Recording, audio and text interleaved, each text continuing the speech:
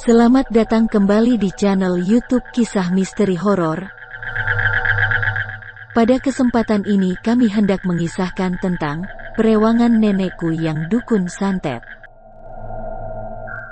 Seperti biasa, sebelum pemirsa channel YouTube Kisah Misteri Horor menyimak kisah ini, silahkan siapkan cemilan dan dalam keadaan santai.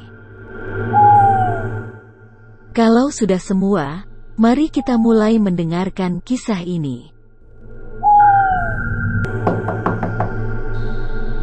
Suara pintu yang malam itu tiba-tiba terdengar berbunyi. Mendengar hal itu, aku pun seketika bangun dari tidurku dan melangkahkan kakiku maju agar bisa sedikit lebih dekat dengan pintu rumah nenekku. Siapa ya? Malam-malam gini kok ada suara orang ngetuk pintu, pikirku dengan tanganku yang perlahan membuka gorden yang berada tepat di samping pintu.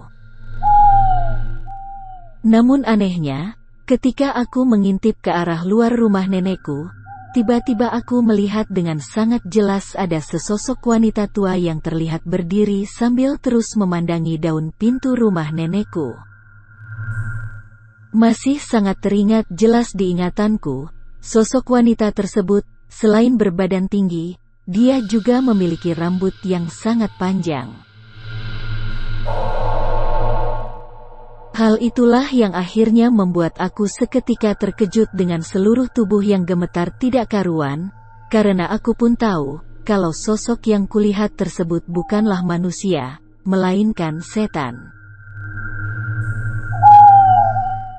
Dan di tengah-tengah aku masih terdiam dengan mataku yang terus memandangi sosok tersebut, tiba-tiba aku mendengar suara orang yang memanggil namaku, dengan suara yang sangat lirih.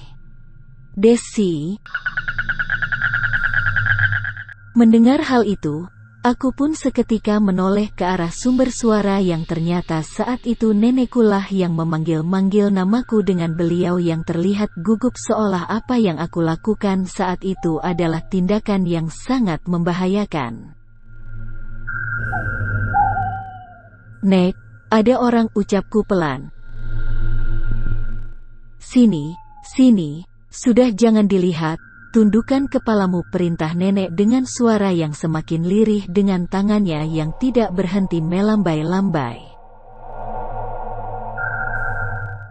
Namun sayangnya, belum sempat aku berjalan ke arah nenekku, tiba-tiba aku kembali mendengar suara ketukan pintu yang saat itu terdengar lebih keras dari sebelumnya. Dan tanpa memperdulikan hal itu, aku pun melanjutkan langkahku menuju ke arah nenekku dengan jantungku yang kini sudah semakin berdetak kencang tidak karuan. Singkat cerita, akhirnya aku pun malam itu masuk ke dalam kamar nenekku yang saat itu juga terlihat sangatlah aneh. Bagaimana tidak, di kamar nenek malam itu, aku melihat banyak sekali taburan garam dapur ditambah dengan potongan-potongan daging ayam yang terlihat sengaja dicincang dan ditaburkan di setiap sudut kamarnya. Dan tidak berhenti di situ saja, malam itu aku juga melihat banyak sekali bunga dan dupa yang sepertinya sengaja disiapkan entah untuk siapa. Melihat hal itu, tentu saja aku seketika terkejut bukan main dan langsung menanyakan semuanya kepada nenekku yang saat itu terlihat masih sibuk memutar korek api yang akan digunakan untuk menyalakan salah satu dupa yang memang tersedia di meja kamarnya. "Nek, nenek ini ngapain?" tanyaku sopan. "Kamu baru pertama kali nginep sini, jadi mereka belum mengenalmu," jawabnya aneh. "Loh kok gak nyambung sih Nek?" protesku. "Coba buka sedikit pintu yang ada di belakangmu dan lihat ada apa di luar," perintahnya. Dan tanpa menjawab perkataan nenekku, malam itu aku pun seketika membuka perlahan pintu kamar nenekku yang memang terletak tepat di belakangku. Dan ketika aku berhasil membuka sedikit pintu kamar nenekku, aku saat itu memang melihat pemandangan yang sangat menyeramkan. Benar, Malam itu aku kembali melihat sosok wanita tua berambut panjang yang sebelumnya kulihat masih ada di luar rumah nenekku. Sosok tersebut kini sudah ada di dalam rumah nenekku dan seperti sedang menunggu sesuatu. Rambutnya yang panjang dengan wajahnya yang terlihat lesu membuat pemandangan itu sepertinya tidak akan pernah bisa aku lupakan selama hidupku. Di sela-sela aku masih memperhatikan sosok wanita tersebut, tiba-tiba pandanganku teralihkan dengan adanya suara gemerincing yang terdengar semakin lama semakin jelas.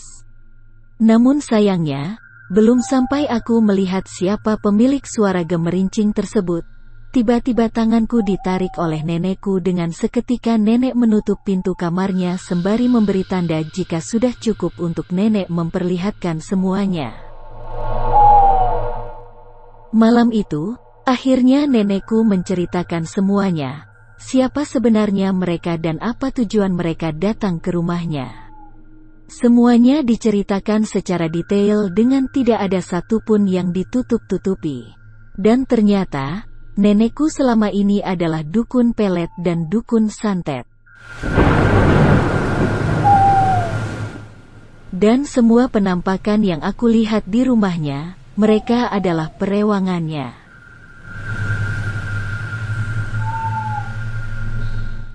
Profesi sebagai dukun tersebut memang sengaja dilakukan nenek untuk memenuhi kebutuhan hidupnya sehari-hari karena sejak kedua orang tuaku meninggal beberapa tahun yang lalu, kini nenek memang harus hidup sendiri dengan tidak ada saudara-saudara lain yang terlihat peduli.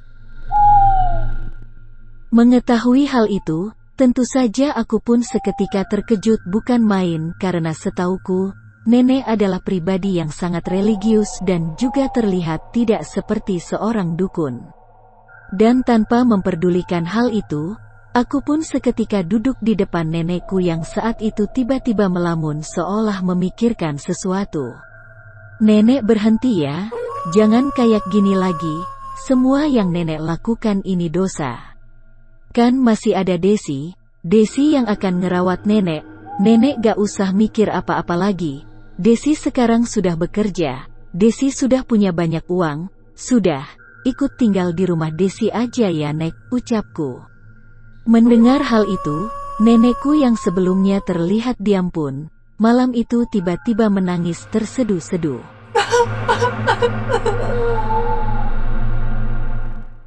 Namun sayangnya, di tengah-tengah nenek yang masih menangis terseduh-seduh, tiba-tiba aku mencium aroma sengier yang sepertinya bersumber tidak jauh dari tempatku saat itu. Dan ketika aku mengarahkan pandanganku ke setiap sudut kamar nenek, tiba-tiba aku melihat tepat di samping meja nenek, ada sesosok pocong yang sepertinya sejak tadi memandangi kami.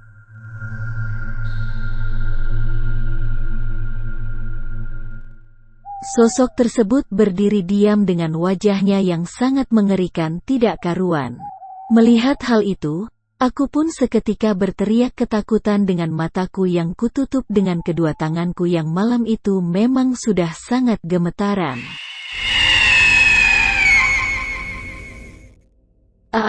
Teriakku, dan tidak berhenti di situ saja. Di tengah-tengah aku yang masih diteror oleh penampakan pocong, saat itu aku juga mendengar suara gemerincing yang sudah kudengar sebelumnya. Jika diingat-ingat kembali, malam itu adalah malam yang sangat menyeramkan di sepanjang hidupku. Detik demi detik kulalui dengan perasaan ketakutan yang sangat tidak karuan. Aku hanya berlindung di pangkuan nenekku yang saat itu terlihat hanya diam membisu dengan sesekali mengarahkan senyumannya kepadaku. Dan entah apa yang terjadi selanjutnya, hingga kini pun aku tidak bisa memastikannya. Karena, setelah aku mendengar suara gemerincing aneh tersebut, tiba-tiba aku melihat nenekku yang seperti sedang mencekik leherku dengan wajah yang terlihat sangatlah aneh. Dan lama-kelamaan, pandanganku tiba-tiba kabur dengan nafasku yang seolah sangat sulit untuk dihembuskan.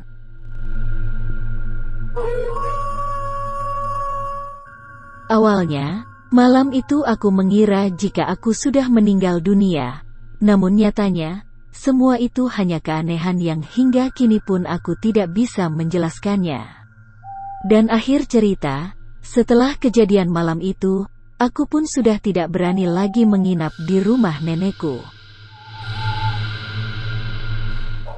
Kini, karena nenekku yang menolak tinggal bersamaku, akhirnya aku pun menunjang semua biaya hidupnya meskipun beliau tetap tinggal di rumahnya. Hal itu memang sengaja kulakukan agar nenekku tidak lagi melakukan praktek-praktek yang bisa dikatakan sangat dilarang oleh agama. Tapi sayangnya, semuanya tidak berlangsung lama. Nenek yang sebelumnya baik-baik saja, waktu itu tiba-tiba sakit keras yang akhirnya membuat dia kehilangan nyawanya. Kini, aku sudah tidak lagi memiliki seorang nenek yang memang sangat aku sayangi dan aku cintai. Semua hal tentangnya, kini hanya tinggal sebuah kenangan yang tidak akan pernah aku lupakan. Dan dengan dibagikannya cerita ini, semoga bisa mengobati kerinduanku terhadap beliau meski cerita yang kubagikan kepada kalian ini bukanlah cerita menyenangkan, melainkan sebuah cerita yang sangat menyeramkan. Kenapa cerita ini aku bagikan? Karena nenekkulah yang datang dan beliaulah sendiri yang menceritakan kepada kalian. Nah, para pecinta dan para subscriber YouTube Kisah Misteri Horor, itulah kisah misteri dari kami. Bagaimana tanggapan Anda mengenai kisah ini? Silahkan tuangkan dalam kolom komentar. Para pecinta dan para subscriber YouTube Kisah Misteri Horor, tentu penasaran dengan kelanjutan kisah-kisah kami yang lain bukan? Silahkan ikuti kisah-kisah kami yang lain selanjutnya esok hari di waktu dan jam yang sama, dengan cara klik subscribe dan juga loncengnya, agar Anda selalu mendapatkan notifikasi jika channel YouTube ini mengupload video kisah terbaru.